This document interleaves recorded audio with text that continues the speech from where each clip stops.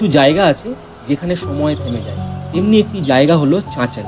এটি পূর্ব সিকিম রোলেভ গ্রামের এক কোণে লুকিয়ে থাকা অফবিট এক স্বর্গ, যেখানে পাহাড়, নদী আর ঝর্ণা মিলেই তৈরি হয়েছে এক স্বপ্নময় জগৎ।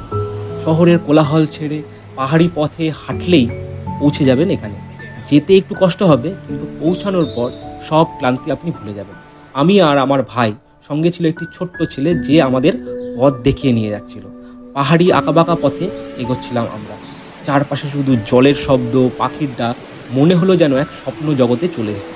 এখানে নদীর ধারে তাঁবুতে রাত কাটানোরও ব্যবস্থা রয়েছে। এখানে পৌঁছানোর পর চোখে পড়ল এক নাম না জানা সুন্দর ঝর্ণা।